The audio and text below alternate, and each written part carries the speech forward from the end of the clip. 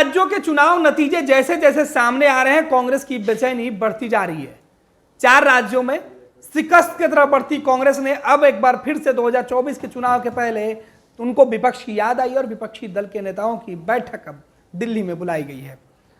मल्लिकार्जुन खड़गे ने, कांग्रेस के जो राष्ट्रीय अध्यक्ष हैं, उन्होंने सभी पार्टियों के प्रमुख को फोन किया है जो गठबंधन के साथ हैं। आपको बता दें कि पिछले कई महीनों से कांग्रेस विपक्षी दल की बैठक को टाले जा रही थी। कांग्रेस का यह कहना था कि वो चुनाव में व्यस्त है, लेकिन अब जब चुनाव के नतीजे सामने आए हैं तो मल्लिकार्जुन खड़गे को विपक्ष की याद आई है।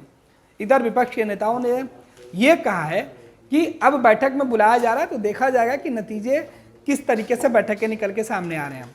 लंबे समय से विपक्ष के नेताओं की यही मांग थी कि कांग्रेस सब कुछ तय कर ले, सीट बंटवारे के साथ साथ आपसी जो तालमेल करनी है राज्यों के अंदर कांग्रेस को, वो भी स्पष्ट करे। लेकिन कांग्रेस पार्टी फिलहाल विधानसभा के चुनाव में अपना पूरा ध्यान लगाई हुई थी, पूरा फोकस विधानसभा के चुनाव में था।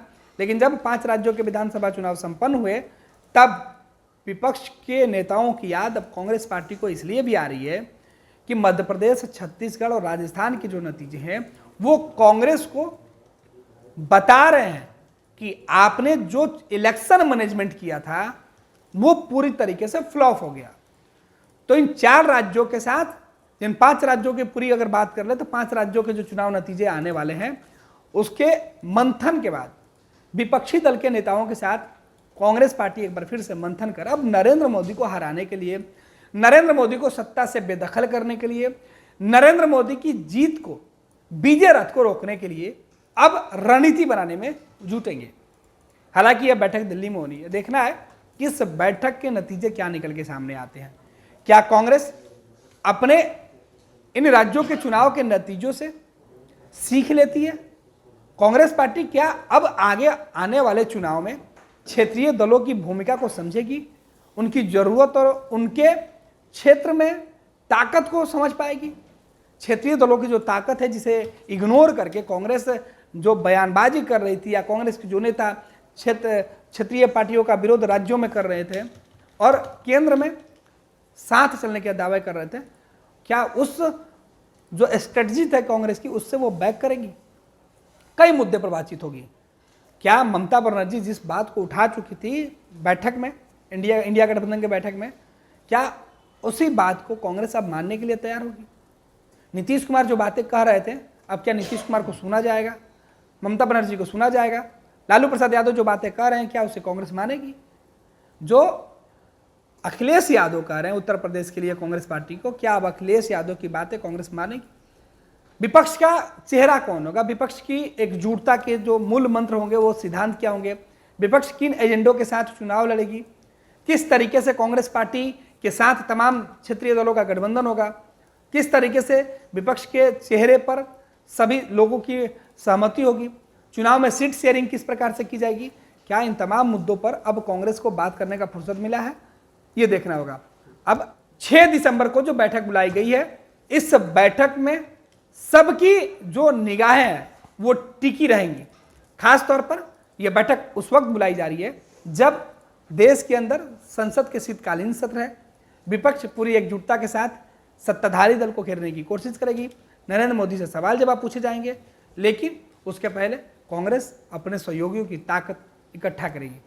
देखना है कि 6 दिसंबर की बैठक, क्योंकि ये आनंद फानंद में बुलाई गई बैठक है।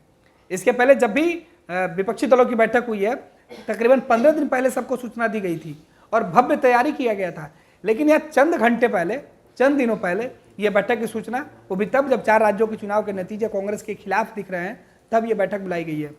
अभी मल्लिकार्जुन खड़गे ने सबको फोन पर यह सूचना दी है कि बैठक के लिए 6 दिसंबर की तारीख तय की गई है।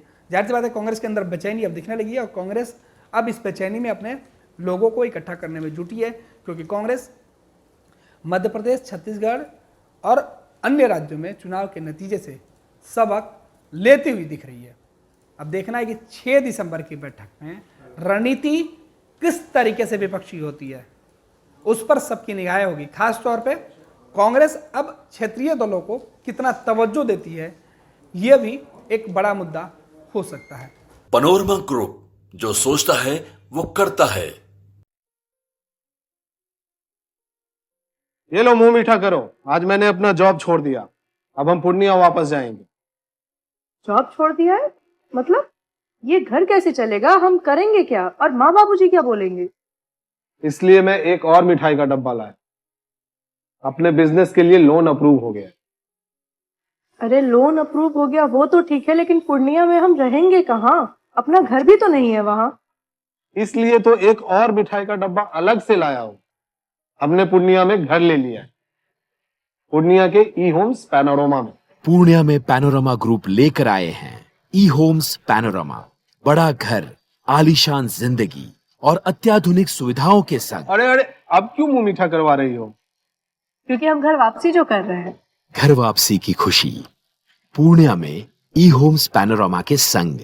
ई homes panorama, luxurious lifestyle redefined.